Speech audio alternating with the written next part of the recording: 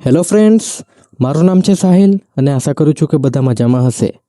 Lab ટેકનિશિયનની પરીક્ષા 5 જુલાઈ 2026ના રોજ છે. તેના માટે મેં quick revision MCQ test series ચાલુ કરી છે, જેમાં હું લેબ ટેકનિશિયનમાં જે 6 ટોપિક ટેકનિકલના છે તેના દરેક ટોપિકના 100 એમસીક્યુનું ક્વિક રિવિઝન કરાવીશ.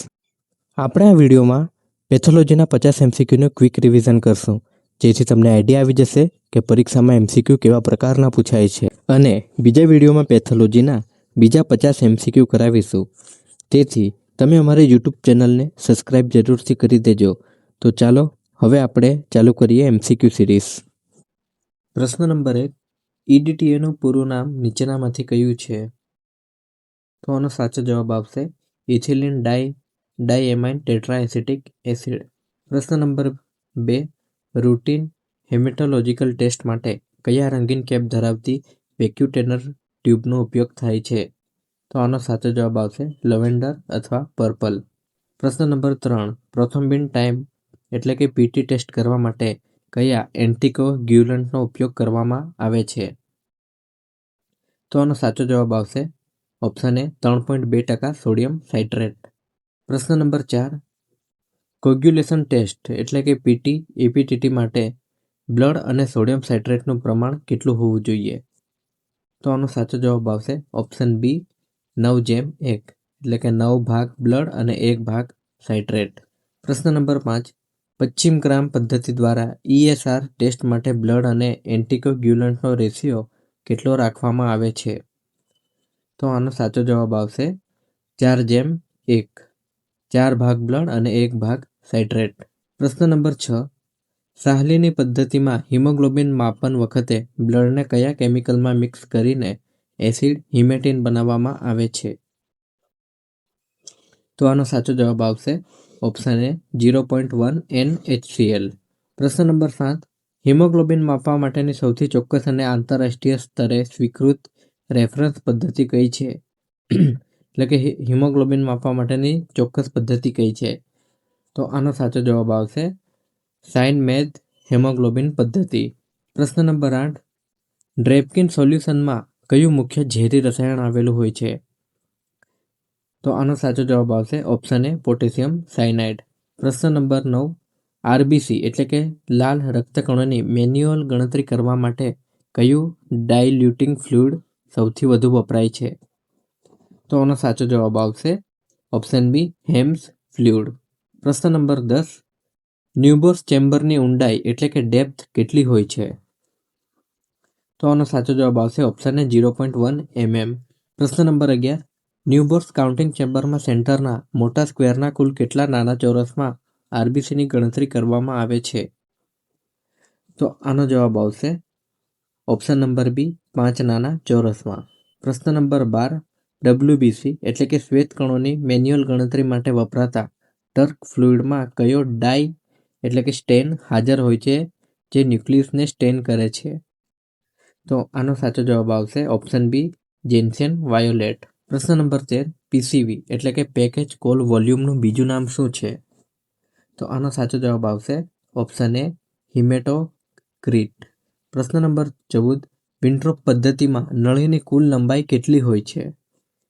તો આનો સાચો જવાબ આવશે ઓપ્શન એ 110 mm. પ્રશ્ન નંબર 15, વિન્ટ્રોપ ટ્યુબ દ્વારા પીસીવી માપવા માટે બ્લડ સેમ્પલને કેટલા આરપીએમ પર સેન્ટ્રીફ્યુજ કરવામાં આવે છે? તો આનો સાચો જવાબ આવશે ઓપ્શન બી 3000 આરપીએમ પર 30 મિનિટ. પ્રશ્ન નંબર 16, સરેરાશ લાલ રક્તકણના કદ દર્શાવતા ઇન્ડેક્સને શું કહેવાય છે? તો આનો સાચો જવાબ આવશે ઓપ્શન બી એમસીવી. પ્રશ્ન નંબર 17, એમસીવી ગણવા માટેનું સાચું સૂત્ર કયું છે? તો આનો સાચો જવાબ આવશે ઓપ્શન એ પીસીવી ઇન પર્સન્ટેજ ગુણ્યા 10 ભાગ્યા આરસીબી કાઉન્ટ ઇન મિલિયન્સ. પ્રશ્ન નંબર 18, એક સિંગલ આરબીસીની અંદર હિમોગ્લોબિનના સરેરાશ વજનને શું કહે છે અને તેનો એકમ કયો છે? તો આનો સાચો જવાબ આવશે એમસીએચ અને એનો એકમ છે પિકોગ્રામ એટલે કે પીજી.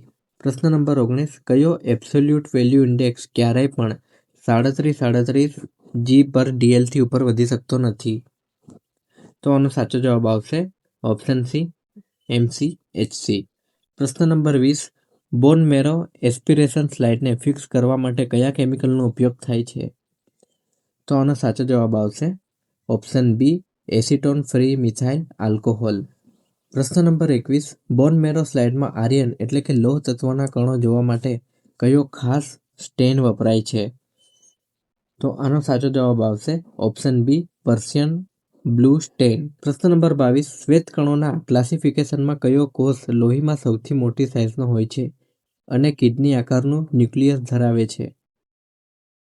તો આનો સાચો જવાબ આવશે ઓપ્શન બી મોનોસાઇટ. પ્રશ્ન નંબર 23 ડિફરન્શિયલ લ્યુકોસાઇટ કાઉન્ટ એટલે કે ડીએલસી કરતી વખતે કયા પ્રકારના કોષો એલર્જીક કન્ડિશન અને કૃમિના ઇન્ફેક્શનમાં વધી જાય છે? તો આનો સાચો જવાબ આવશે ઇયોસિનોફિલ.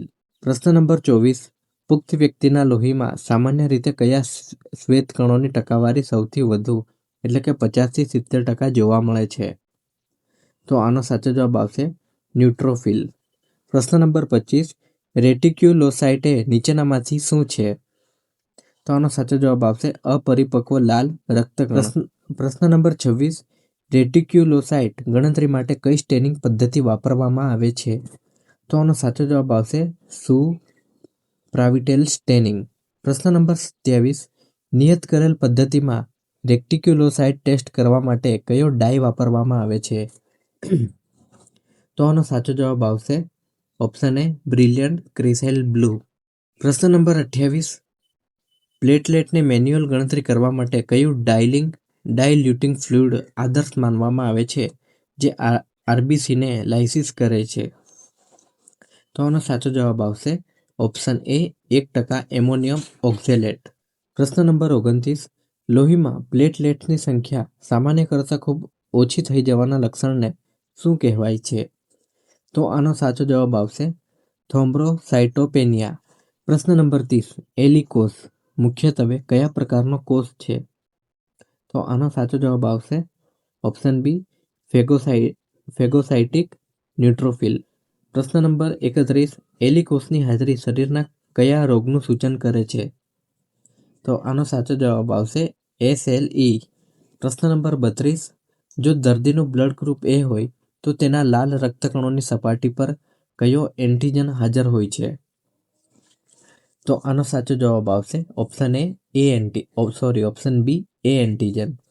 પ્રશ્ન નંબર 33 મેજર ક્રોસ મેચિંગમાં લેબોરેટરીમાં કયા બે ઘટકો વચ્ચે પ્રક્રિયા કરવામાં આવે છે? તો આનો સાચો જવાબ આવશે ઓપ્શન બી ડોનરના આરબીસી પ્લસ પેશન્ટનું સીરમ. પ્રશ્ન નંબર 34 અહીંયા થોડી ટાઈપિંગ મિસ્ટેક છે. પ્રશ્ન નંબર 34 બ્લડ બેંકમાં લોહીના સંગ્રહ માટે સામાન્ય રીતે કયો એન્ટિકોગ્યુલન્ટ સોલ્યુશન સૌથી વધુ પ્રચલિત છે? તો આનો સાચો જવાબ આવશે ઓપ્શન બી CPDA. પ્રશ્ન નંબર 35 બ્લડ બેંકના રેફ્રિજરેટરમાં હોલ બ્લડને કેટલા તાપમાને સ્ટોર કરવામાં આવે છે? તો આનો સાચો જવાબ આવશે ઓપ્શન બી 2 થી 6 ડિગ્રી સેલ્સિયસમાં. પ્રશ્ન નંબર 36 કયો એન્ટિકોગ્યુલન્ટ કુદરત રીતે માનવ શરીરમાં હાજર હોય છે? તો આનો સાચો જવાબ આવશે હેપરિન. પ્રશ્ન નંબર 37 ગ્લુકોઝના એસ્ટિમેશન માટે બ્લડ સેમ્પલ કયા બલ્બમાં લેવાય છે જે ગ્લાયકોલાઇસિસ અટકાવે છે? તો આનો સાચો જવાબ આવશે ઓપ્શન બી ગ્રે બલ્બ. પ્રશ્ન નંબર 38 સિકલિંગ ટેસ્ટમાં આરબીસી માટે ઓક્સિજન દૂર કરી સિકલ આકાર જોવા માટે કયો રિડ્યુસિંગ એજન્ટ વપરાય છે? તો આનો સાચો જવાબ આવશે ઓપ્શન એ 2% સોડિયમ મેટાબાયસલ્ફાઇડ. પ્રશ્ન નંબર 39 લિશમેન સ્ટેઇન એ કેવા પ્રકારનો સ્ટેઇન છે? તો આનો સાચો જવાબ આવશે રોમાનોવિસ્ક સ્ટેઇન. પ્રશ્ન નંબર 40 લિશમેન સ્ટેઇન પાવડરને ઓગાળવા માટે નીચેનામાંથી કયું કેમિકલ સોલ્વન્ટ તરીકે એટલે કે વાહક તરીકે વપરાય છે? તો આનો સાચો જવાબ આવશે ઓપ્શન બી એસિટોન મુક્ત મિથાઇલ આલ્કોહોલ. પ્રશ્ન નંબર 41 લિશમેન સ્ટેનિંગ પ્રક્રિયા દરમિયાન સ્લાઇડ પર સ્ટેન ઉમેર્યા બાદ કયો બરફ ઉમેરાય છે? તો આનો સાચો જવાબ આવશે ઓપ્શન એ ફોસ્ફેટ બરફ અથવા ડિસ્ટલ વોટર. પ્રશ્ન નંબર 42 પ્રોથ્રોમ્બિન ટાઈમ એટલે કે PT મુખ્યત્વે બ્લડ ક્લોટિંગના કયા પાથવેની ખામીઓ તપાસવા માટે થાય છે તો આનો સાચો જવાબ આવશે ઓપ્શન બી એક્સી ટ્રાન્સિક અને કોમન પાથવે. પ્રશ્ન નંબર 43 બ્લડિંગ ટાઈમ મુખ્યત્વે શેની ખામી કે સંખ્યા જાણવા માટે ટેસ્ટ કરવામાં આવે છે? તો આનો સાચો જવાબ આવશે ઓપ્શન બી પ્લેટલેટની સંખ્યા અને તેની કાર્યક્ષમતા. પ્રશ્ન નંબર 44 ડ્યુક પદ્ધતિમાં બ્લીડિંગ ટાઈમ એટલે કે બીટી માપવા માટે શરીરના કયા ભાગ પર ફિક્ર કરવામાં આવે છે? તો આનો સાચો જવાબ આવશે ઓપ્શન એ આંગળીની ટોચ અથવા કાનની બૂટ. પ્રશ્ન નંબર 45 ક્લોટિંગ ટાઈમ એટલે કે સીટી માપવા માટેની સૌથી પ્રચલિત અને રૂટીન લેબ પદ્ધતિ કઈ છે? તો આનો સાચો જવાબ આવશે ઓપ્શન બી કેપલરી ટ્યુબ પદ્ધતિ. પ્રશ્ન નંબર 46 ઓસ્મોટિક ફ્રેજિલિટી ટેસ્ટમાં કયા કેમિકલના જુદા જુદા કોન્સન્ટ્રેશન ધરાવતા દ્રાવણનો ઉપયોગ થાય છે? તો આનો સાચો જવાબ આવશે option A buffered sodium chloride. પ્રશ્ન નંબર 47 ઘા રૂઝાવવાની પ્રક્રિયામાં સૌથી પહેલો તબક્કો કયો હોય છે? તો આનો સાચો જવાબ આવશે હિમોસ્ટેટિસ. પ્રશ્ન નંબર 48 હેમેટોલોજી લેબમાં સ્લાઇડ પર સ્ટેન થયેલા બ્લડ સ્મિયરને 100x ઓબ્જેક્ટિવ લેન્સ હેઠળ જોવા માટે શેનો ઉપયોગ અનિવાર્ય છે? તો આનો સાચો જવાબ આવશે ઇમર્સન ઓઇલ.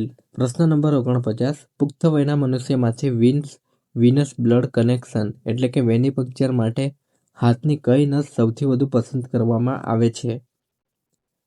તો આનો સાચો જવાબ આવશે option A median Cubital van.